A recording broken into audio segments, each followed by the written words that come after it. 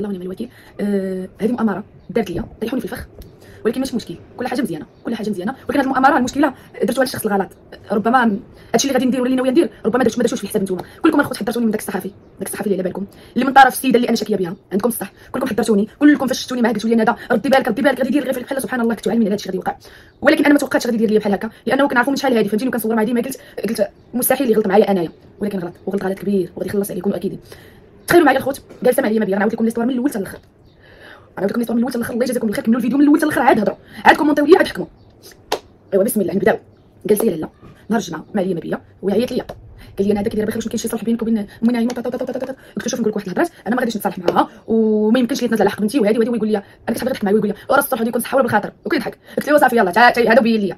مشى في العشيه وعيط لي مع ديك الربعه، قالوا ندى وي كي دايره بخير مزيان؟ قلت له الحمد لله. ويقول لي ندى شوفي راه انا من المنظمين ديال المهرجان وراه بغيناك تحضري وهضرت مع المسؤولين وهذا. قلت له لا ما نقدرش نحضر وهذا وما علمتينيش وانا ما عندي من نلبس وكي غادي ندير. قال لي سير بزاف كلشي تكشطا واجي وغادي دوزي نطابي وغادي نكبروا بيك والصحافه ومزيان لك هادشي بان لي غسل الدماغ. نضت على كان جري على سعدي وهادي مشيت بزاف 3 شهور مشيت صاوبته كريت بزاف هذيك التكشيطه ولا وانا شطرك يمكن بحال شي هبيله انا غاده. ولكن ربي والنيه التليفون عندي كيسجل وعندي لي فوكال فاش كتهضر معايا كتقول لي فاش قلت ليه تخيل ما كنت باغي نقول لك انا غير جاي وغادي ندخل انت كيحبسوني كي غادي ندير ندخل فين غادي نجي انا ما عارفاش. نقول لي لا راه دويت مع المسؤولين، لا راه دويت مع المسؤولين غير اجي غادي تعرض لك البنت هي غادي تدخلك شويه. وانا نصيفط له منين غادي ندخل ما عرفتش كيعجبني الباب ديال الفنانه. وفعلا بلاصينا طوموبيل مشيت لقيتو هو واحد البنت كيتسناوني على برا، دخلوني عادي هما اللي قالوا لي تفضلي دوزوني من طابي روج. انا تبعهم وصلت دزت من طابي روج وصلت حدا من صافي كيتصوروا لي ستار وداكشي. واحد السيده تما اللي كتكلف قالت لي طلعي زيدي تصوري هذا. تصورت سلم عليا المدير، جاو السيكوريتي داوني السيكوريتي جلسوني في بلاصتي، تسال المهرجان تسال كلشي حتى اللي غد ليه. عاد طلعوا هما كيقولوا انني انا جيت ودخلت. باش نقول لكم واحد الهضره، اول حاجه كنطالب من وزاره الثقافه تفتح تحقيق باش هي تحمي راسها وانا نحمي راسي. كنطالب من الوزاره ديال الثقافه الله يجازيكم بالخير تفتح تحقيق. غنحط لكم الادله اللي عندي ويجيبوا داك السيد ويحكوا معاه شكون اللي من موراه. حيت داك السيد فاش كيدوي معايا بكل ثقه في النفس، يعني شي واحد من المهرجان داير خطه هو وداك السيد باش يديروا الباس بيا ويستغلوني، لانه لا يمكن واسمحوا لي وحلوا معايا دماغكم منين انا غير جاي نقولوا كاع هو دار لي فخ وجيت. علاش ما جاوش عليا؟ يعني المهرجان بدون تنظيم، يعني نتوما مهرجان بدون تنظيم، علاش جيت منين جيت انايا جيت واش هي هذاك سوق ولا مهرجان؟ هي الدار من غير بوابه ولا شنو اللي جاي يدخل مثلا؟ لا نتوما على علم، شي مسؤول من تما على علم بهذا الشيء. وخصني تفتح تحقيق نعرفوا شكون هذا اللي من مور داك الصحفي اللي جابني انا تما باش يطيحوني في هذا الفخ. وكنتحداك الصحفي راك عارف راسكم، كنتحداك قدام هاد الناس كاملين كون راجل وطلع قول لي عطيني الموافقه باش نحط الاوديوات والتسجيلات ديالك. انا ما يمكنش نحط التسجيلات وهذا باش ماشي تمشي تدخل بني شي كلمه مسجله واش سمعتي ولا ما سمعتيش؟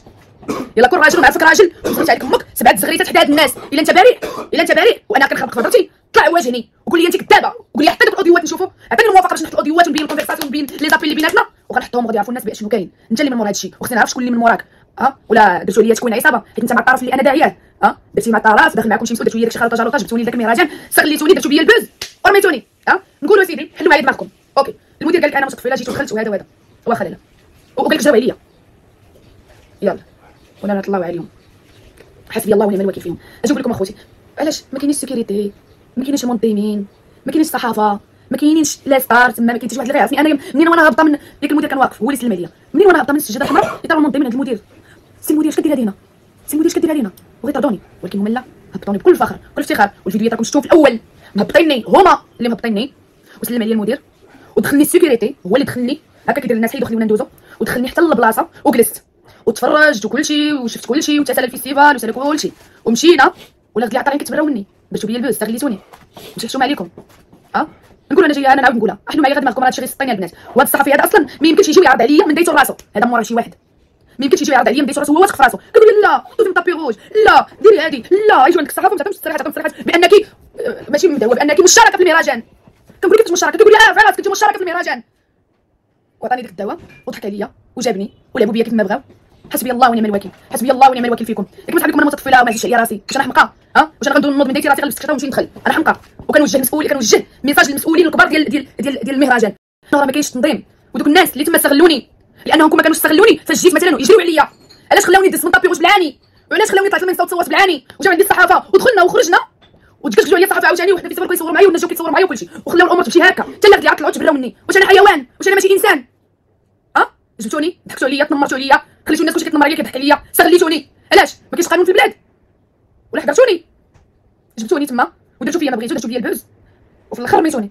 ولكن هادشي كله الاوديوات كلشي غادي نحطو ديال داك الصحفي غدا هضرت مع المحامي منين غادي نجي عنده غنحط له كلشي اولا غادي ندير له كاله وغادي يتكلف ليا بكل شيء، لا القضيه اللي عندي فاس لا هذه القضيه دابا. والله ما تنازلتي بان الحق، واقسم بالله اخوتي كنتحداه الا كان راجل. الا كنتي راه شوفوا كلشي يهجم عليه، كلشي يهجم على هذاك الصحفي الفاشل، كلشي يهجم عليه يقولوا له الا كنتي راجل عطينا هذه الموافقه طلع تحت الاوديوات ديالك وبغينا نعرفوا شكون اللي موراك، وعلاش ما جريتوش عليا من الفيستيفال، علاش مدخليني سيكوريتي وخليتوني نلبس السجاده الحمراء وكبرتوا بيا وهذا، يعني نتوما استغليتوني لانه ما عنده حتى عذر. ملي كتقولوا لا وهذيك الدعوه ديال المدعوين ديال الجمهور وهذا، منين هذيك ديال الجمهور دعوه الجمهور؟ علاش دزتوا طابي من الباب اللي كيدخلوا منه الفنانين؟ كان عليكم يكونوا في السيكوريتي في الباب اللي كيدخلوا الفنانين. اجل لا فين غدا ورينا الانفيتاسيون ديالك.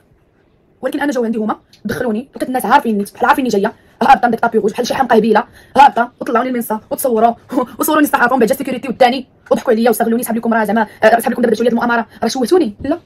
لا بالعكس مزيان درتوا لي كتزيدوني شهره. انا الناس عارفيني انا كيفاش دايره، راه ما شوهتوا راسكم وطحتوا معايا في واحد المشكل اللي كبير. لا اله الا الله اخوتي. وانا هذا الصحفي هذا نهار غادي نزيدو في الشكايه، هو ماشي غادي نزيدو في الشكايه ديال الاخرى، وغنصرف بالاقوال بانه عنده مع ديك السيده في الشكايه ديالي مع الاخرى ياك بانهم داروا لي هذه المؤامره هذه. ولكن بغينا نعرفوا شكون هذا المسؤول اللي مع هذا السيد هذا باش جابني ودخلني وما هضر حتى واحد. يعني هذا السيد حتى هو ماشي مديت راسو غادي يجيبني ويدخلني من هاد ماشي حمار ولا عنده القرون. هي دابا انا القى شي فيستيفال غنمشي وندخل راه ما يمكنش هادشي، ما بغيتش يدخل لي العقل. والله العظيم الا كنعسهم في القران الناس ما نعساش شي حمقني. وخليو لي الاراء ديالكم غير بالعقل الخوت. واش اللي ما معروضاش غادي يدخلوها هما من طابي روج ويجلسوها ويدخلوا سيكوريتي كيف ما شفتوا هذا؟ خليو لي التعاليق. أسعد الله أوقاتكم مشاهدينا الكرام. غنعلقوا سريعا على هذا الفيديو ديال ندى حسي اللي عامله بلبله هاد الايامات في السوشيال ميديا.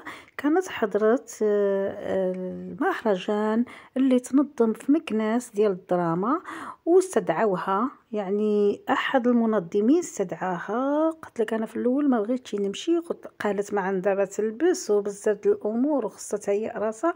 المهم داك الصحافي قنعة وزينا الامور ومشات. قالت لك وكريت اللبسه وعدت راسي عند الكوافور.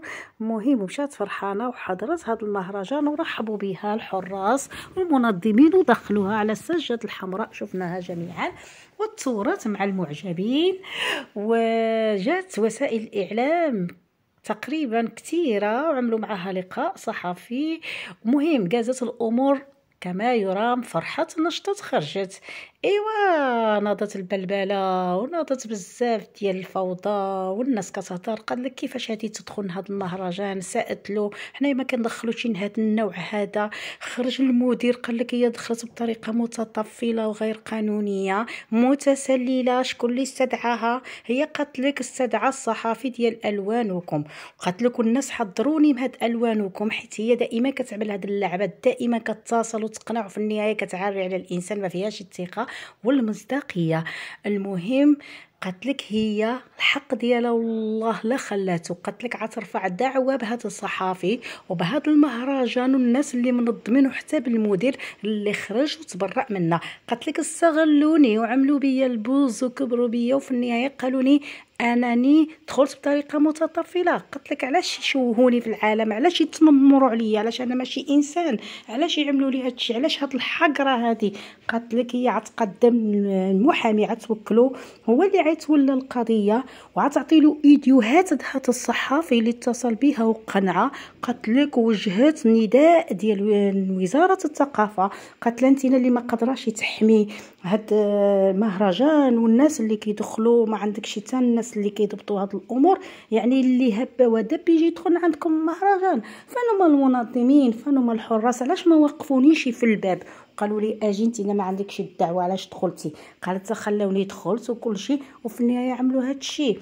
قالت لك هي كتشك في البدويه. البدويه هي اللي وراء هاد الفخ اللي وقعت فيه. يمكن اتفقت مع هاد الصحفي الوانكم باش وقعوها في هاد الفخ باش يشوهوها.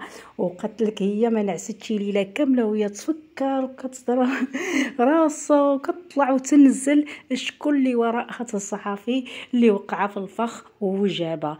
دابا حتى البدويه دخلت القضيه.